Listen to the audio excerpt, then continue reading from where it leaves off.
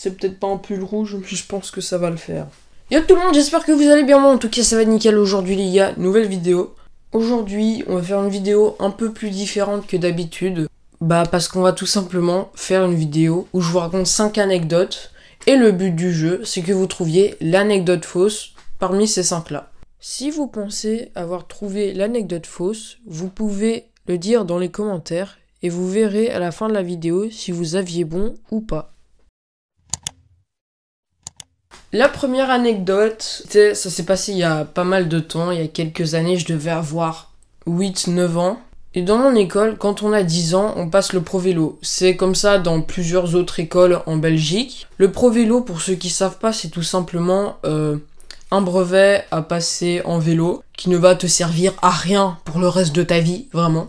En fait, à chaque fois qu'il y a le pro-vélo, il y a des policiers qui viennent pour surveiller que tout aille bien. Et du coup, il y avait 2 policiers. Et en fait, sur les blousons de chaque policier, il y avait un policier qui avait 3 étoiles et un autre policier qui en avait 2. Et du coup, celui qui avait 3 étoiles, et bah il nous disait vous voyez lui? Vas-y, il a 2 étoiles, il est sous mon autorité. Le mec, il était vraiment comme ça, en se vantant d'avoir de l'autorité sur lui. Nous, on n'était pas... C'est normal qu'un policier fasse ça? Je suis pas sûr, hein. Et du coup, pour ceux qui savent pas, un policier, sur sa ceinture, ça a des dizaines d'accessoires. Et nous, on est impressionnés. On lui demande à quoi servent tous ces accessoires. Évidemment, parce que, voilà, c'est pas tous les jours qu'on voit ça. Et on voit que parmi ces accessoires, il y a... Bah, un fusil, bah oui. Et moi, c'est la première fois que j'ai vu un fusil de ma vie. C'est sans doute la dernière fois que j'en aurais vu de ma vie. Bah pourquoi pas lui demander de nous le montrer de plus près?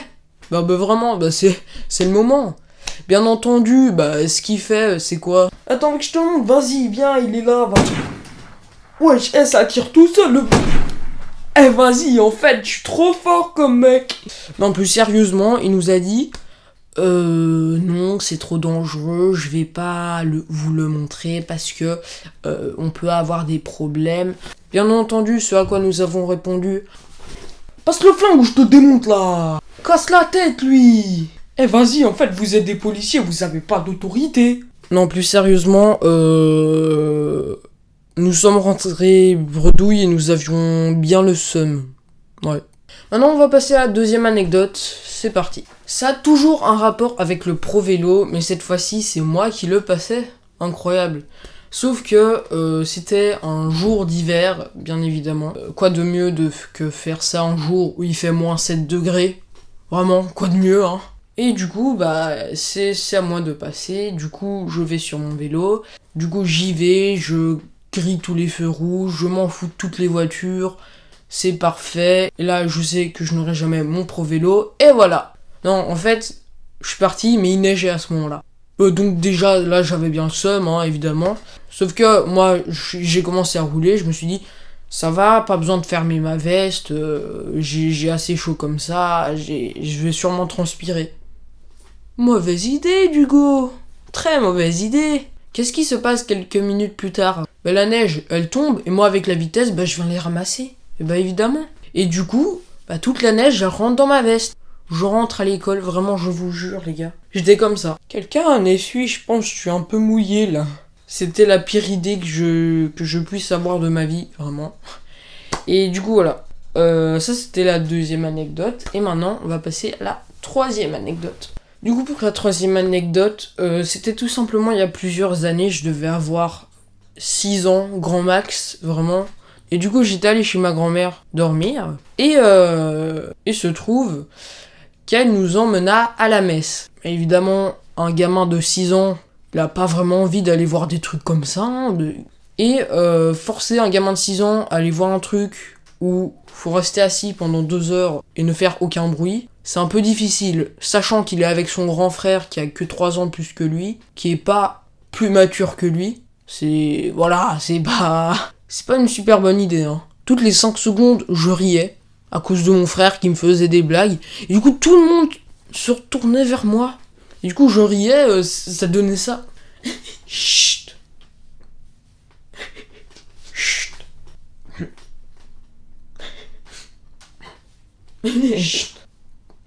Bah finalement, qu'est-ce qu'elle a fait, ma grand-mère? Elle a décidé de tout simplement nous faire sortir de l'église. Juste mon frère et moi. 2 enfants, seuls, dehors. Quelle magnifique idée! On s'est tapé un fou rire dehors. Je sais pas pourquoi on s'est tapé un fou rire. Peut-être parce qu'on a merdé et qu'on trouvait ça marrant. Pourquoi pas, hein, j'ai envie de vous dire pourquoi pas. Hein. Voilà, cette anecdote est finie. On va passer à la 4e anecdote, tout simplement. L'avant-dernière, elle est épique. Non, je déconne, c'est comme les autres, quoi. C'est pas...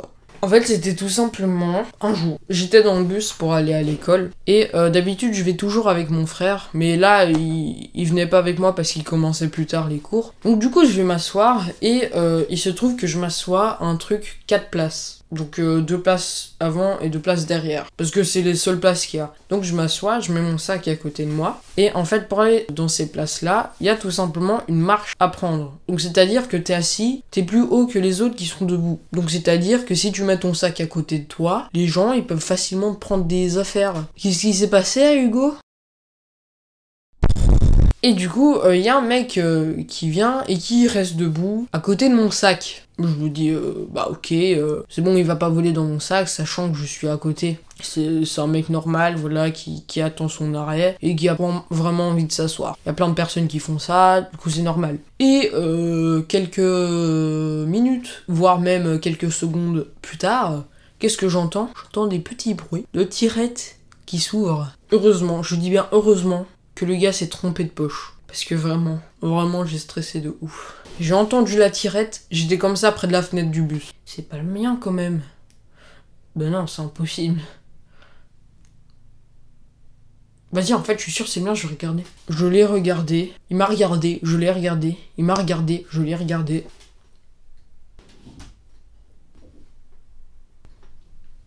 J'ai l'impression de me faire douiller là.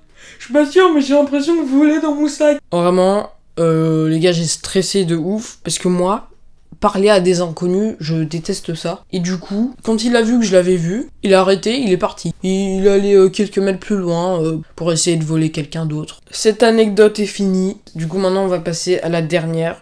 C'est-à-dire à la 5e anecdote. Cette anecdote-là, elle se passe il y a à peu près 1 an, quand j'étais tout simplement allé faire un bowling avec mes potes. Et en attendant que tout le monde arrive pour faire le bowling, nous on attendait dans la rue. Et vu que c'était une rue commerçante où il y avait beaucoup de gens qui passaient, et évidemment qu'il y avait des jeunes, des louveteaux, tu vois, qui passaient. Parmi ces louveteaux, il se trouve qu'il y avait quelqu'un de mon ancienne école, et qui savait que j'avais une chaîne YouTube.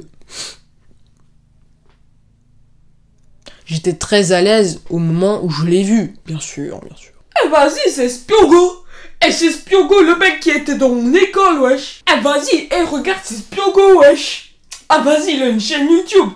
Vas-y, je te suis sur YouTube. Tu pourrais arrêter, s'il te plaît. Donc voilà, le mec a commencé à gueuler mon pseudo dans la rue. Ce moment, j'en ai vraiment souffert parce que j'avais 2 amis à côté de moi qui me regardaient. Quoi il parle, Hugo, là ? C'est qui ce mec ? Laissez-moi, s'il vous plaît, laissez-moi. À ce moment-là, j'avais tout simplement envie de partir. Je voulais sprinter très loin de là où j'étais vraiment. Mais j'y ai survécu, j'ai fait une partie de bowling, j'ai perdu, c'est tout à fait normal. Parce que je suis nul au bowling. L'anecdote fausse, c'était tout simplement... Attention, suspense. Pas du tout. C'était l'anecdote numéro 3, celle avec la messe. Bien joué à ceux qui ont réussi. Et ceux qui n'ont pas réussi, dommage. Voilà les gars, c'est déjà la fin de cette vidéo, j'espère qu'elle vous aura plu. Si c'est le cas, n'hésitez pas à vous abonner, à liker, à commenter, à partager. Je pense que c'est tout. Ouais, c'est tout. Ciao! Maintenant que vous avez regardé la vidéo, vous pouvez vous abonner et activer la cloche des notifications pour ne manquer aucune de mes vidéos.